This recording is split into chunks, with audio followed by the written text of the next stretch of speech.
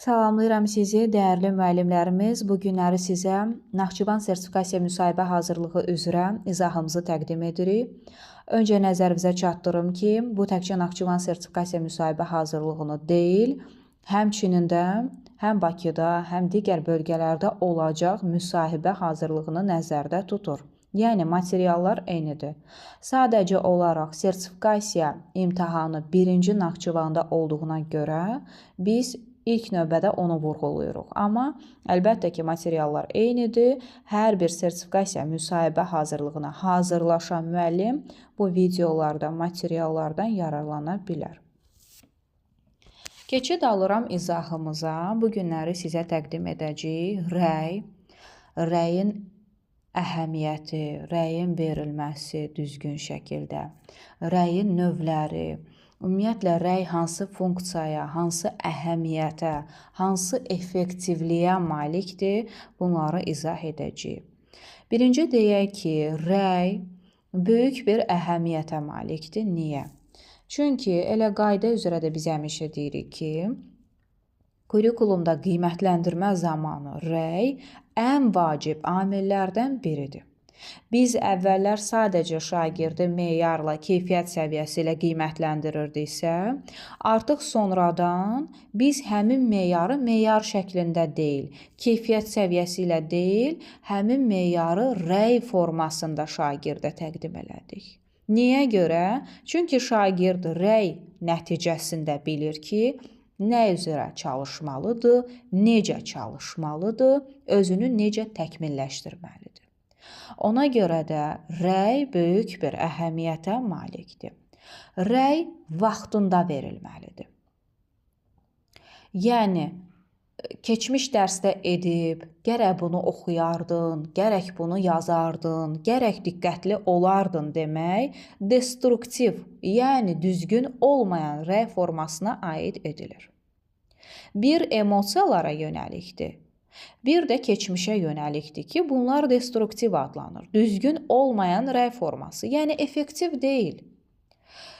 Emosiyalara yönəlik o deməkdir ki, mən sadəcə səndən yoxdur, sən bir dənəsən, ağıllı şagirdim, bacarıqlı şagirdim, əhsən sənə, bunlar sadəcə tərifdən ibarətdir. Keçmişə yönəlik də əhəmiyyətli hesab edilmir ki, çünki vaxtında izah etsəydi, şagird inkişaf edəcəkdi. Vaxtında izah edib, rəy verməyib deyə, şagird inkişafdan qalıb. Ona görə də bunlar ikisi adlanır destruktiv rəy forması. Bir də var konstruktiv rəy forması, hansı ki, effektli, səmərəli, düzgün rəy formasıdır.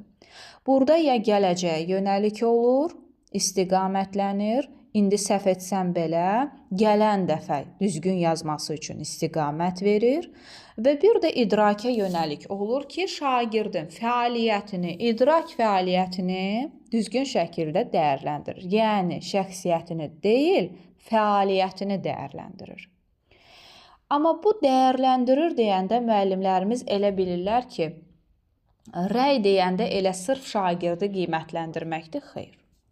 Yadda saxlayın ki, rəy kurikulumda çox zaman əks əlaqə deyilir də buna. Rus dilində obratный связь. Biz buna belə deyirik, əks əlaqə məsləhət vermir. Şagirdi tərifləmir.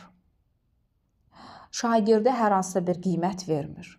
Yəni qiymətləndirmir. Sadəcə nə edir?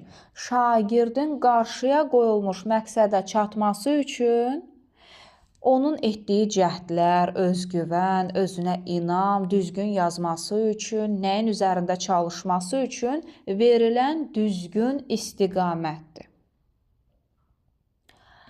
Rəy iki cür olur əsas. Rəy əsasən iki formada aparılır. Formativ rəy, summativ rəy. Formativ rəy budur ki, formativ əks əlaqə deyirik. Əsas məqsədi ondan ibarətdir, şagirdi inkişaf elətdirsin.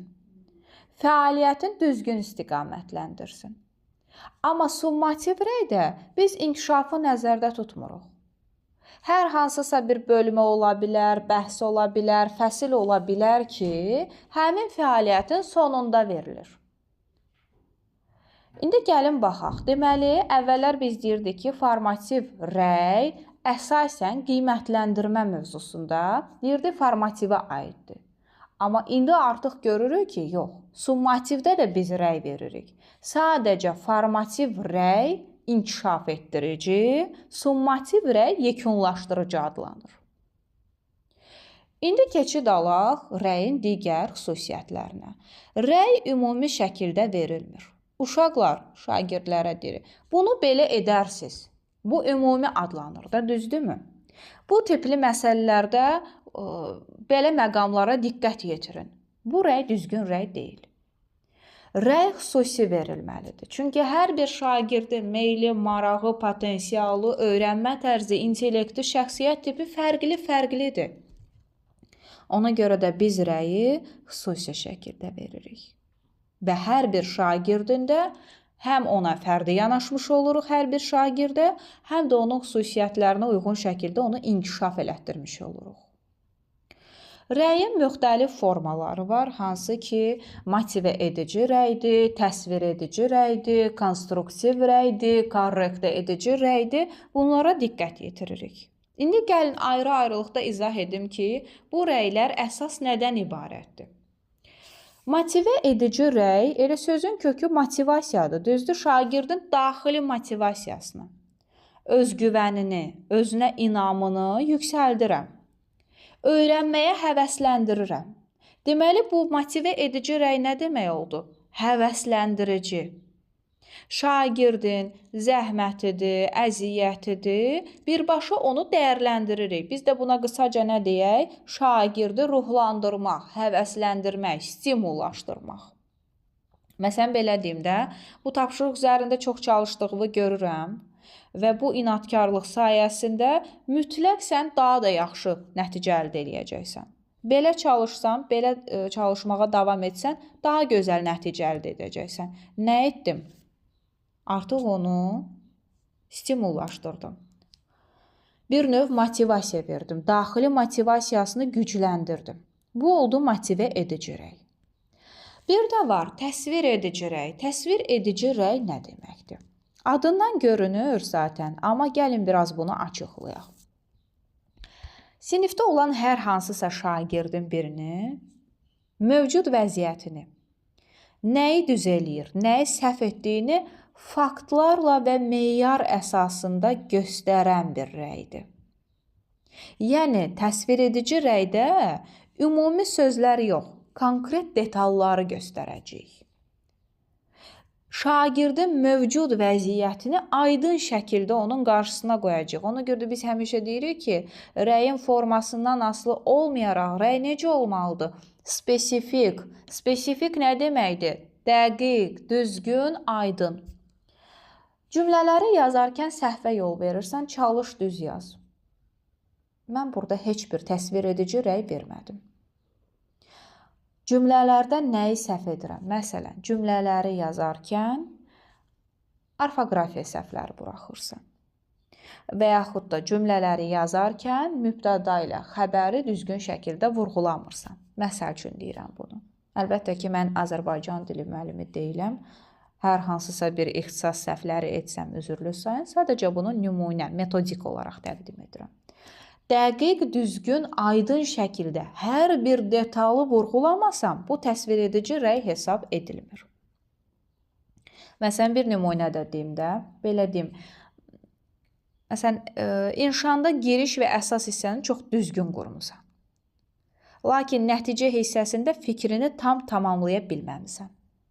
Mən burada təsvir edici rəy verdim. Bir dənə inşa yazıb şagird və yaxud bir dənə mətn yazıb, onun giriş, əsas hissəsini düzgün qurmusan. Düzgünləri vurğuladım, müsbətləri. Lakin nəticə hissəsində fikrini tam tamamlaya bilməmisən, yəni fikrini tam çatdıra bilməmisən. Bu da oldu təsvir edici rəy, şagirdə hər bir detalı ayrı-ayrılıqda vurğuladım. Sonra gəlir bizdə korrektə edici rəy. Korreksiya sözündən götürülür. Yəni, arada olan səhvlərin dərhal aradan götürülməsi.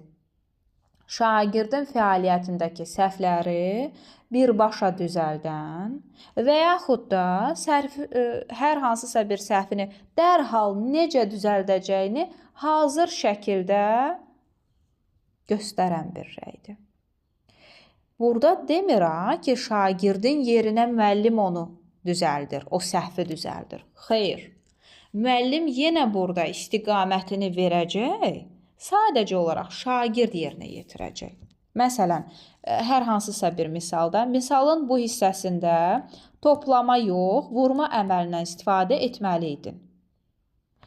Sil, yenidən yaz. Məsələn, lövhəyə çıxartmışam şagirdi, deyirəm ki, sil, yenidən yaz, vurma ilə. Görə onda necə alınacaq nəticən? Əlbəttə ki, sən doğru nəticə əldə edəcəksən. Şagirdə istiqamət verdim ki, toplama yox, burada toplamalı deyildin. İndi hər hansısa bir məsələdir, misaldır. Vurmadan istifadə etməliydin. İstiqamətimi verdim, misalı yenə də, məsələni yenə kim həll edir? Şagird özü. Amma neynədim? Səhvi dərhal həmin anda aradan götürməyə çalışdım. Və bir də var konstruktiv rəy. Şagirdə səhvini birbaşa demək əvəzinə neyniyəcəyik? İstiqamət verirəm, düşündürürəm, inkişafa istiqamətləndirirəm. Müsbət tərəfləri yenə birinci qeyd edəcəm. Çatışmamazlıqları da göstərəcəm ki, sənin mənfilərin budur. Və həmin çatışmamazlıqları aradan qaldırmaq üçün hansı addımları atmalıdır, onu deyəcəm. Yəni, şagirdin müstəqil şəkildə inkişafını təmin edən konstruktiv rəydir. Məsələn, bir dənə də nümunə belə deyək ki, təqdimatında vizual görüntülər çox yaxşıdır, lakin mətn hissəsi biraz uzundur. Çalış növbəti dəfə əsas fikirləri, məsələn, tezis şəklində yaz və yaxud təqdimatın gör o zaman necə görünər və yaxud digər bir yol deyirəm, bir də bu formada yoxla. Mən nə etdim şagirdə? Addımları göstərdim, istiqamətləri göstərdim, şagirdin öz ixtiyarına buraxıram. Hətta sonunda deyə bilərəm ki, mən inanıram ki, sən bu cür, bu formada, bu istiqamətlə çalışsan, gözəl nəticə əldə edəcəksən. Neynədim? Konstruktiv rəydə həm özünə inam, özgüvən var, həm şagirdi düşündürmək var, həm araşdırmağa cəlb eləmək var, həm inkişafa yönəltmək var və plus da onun fəaliyyətini izləmək var. Deməli, konstruktiv rəy ən effektiv hesab edilir. Düzdür, motivə edici, təsvir edici, korrekte edici, konstruktiv hər birinin əhəmiyyəti böyükdür ayrı-ayrılıqda. Lakin biz əvvəldə nə dedik? Bir var destruktiv, bir var konstruktiv. Sanki konstruktiv rəy hər bir rəy formasının xüsusiyyətlərini özünə cəlb eləyir. Və digər tərəfdən bir məqamı da qeyd edim ki, eynən də sizin şagirdə rəy verməyiniz, həmin rəyi məktəbli kitabçasında qeyd eləməyiniz böyük bir əhəmiyyətə malikdir. Valideyn də ən azından görür ki, onun övladının müsbət tərəfləri nədir, mənfi tərəfləri nədir, sizin verdiyiniz istiqamət necədir və bu rəy nəticəsində biz nə əldə edirik? Həm valideynə məlumat ötürmüş oluruq, həm şagirdə spesifik rəy veririk, inkişafını təmin edirik. Deyir axı, rəy vaxtında verilir, rəy həssaslıqla verilir, şagirdə qəlbinə dəymədən, onu incitmədən, belə deyək, onun səhvini şişirtmədən, qabartmadan, əksinə düzəldilə bilən olacağını, bunun öhdəsindən gələ biləcəyini, çalışsa, bəlkə də, belə deyim, hər kəsdən belə yaxşı əldə edə bilər. Amma çalışsa, biz verdiyimiz istiqamətlə addımlasa, düzgün istiqaməti götürsə, niyə də düzgün nəticə əldə etməsin deyə bir mesaj ötürürük şagirdə və onun fəaliyyətini izləyirik. Rəy verməklə o demək deyil ki, biz rəy verdik, dayanıb kənardan izləyəcəyik, xeyr.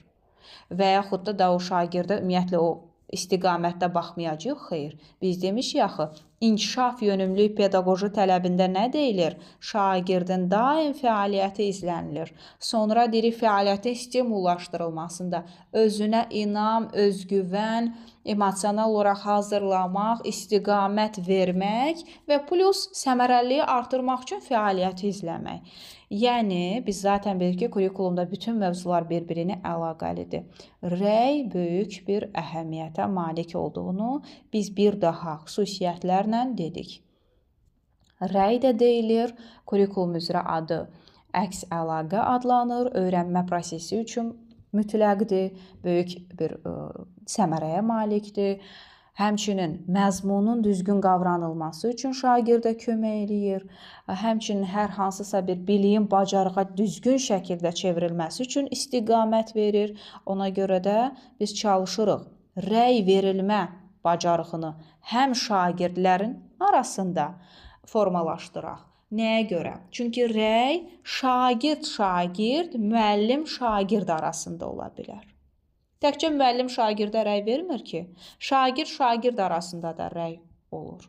Hansı ki, yoldaş qiymətləndirməsində sadəcə bir-birinin səhvini tapmaq yox, ona düzgün şəkildə rəy verməlidir. Ona görə də rəyi təkcə biz müəllimlər vermirik şagirdlərə. Həm də şagirdlərdə bu rəy vermə bacarığını formalaşdırırıq ki, cütlərlə işdə, qruplarla işdə, yoldaş qiymətləndirməsində, qarşılıqlı qiymətləndirmədə belə bundan istifadə edib düzgün şəkildə yerinə yetirə bilsinlər. İzlədiyiniz üçün təşəkkür edirəm. Ümid edirəm ki, sizin üçün bu izahımız faydalı olacaq. Kanalımızı paylaşın. Abunə olun ki, yeni izahlardan xəbərdar olasınız. Şərhlərdə qeyd edə bilərsiniz, hansı mövzular sizin üçün maraqlıdır, hansı mövzular sizin üçün qaranlıq qalır, izahını istəyirsiniz, nədə çətinlik çəkirsiniz.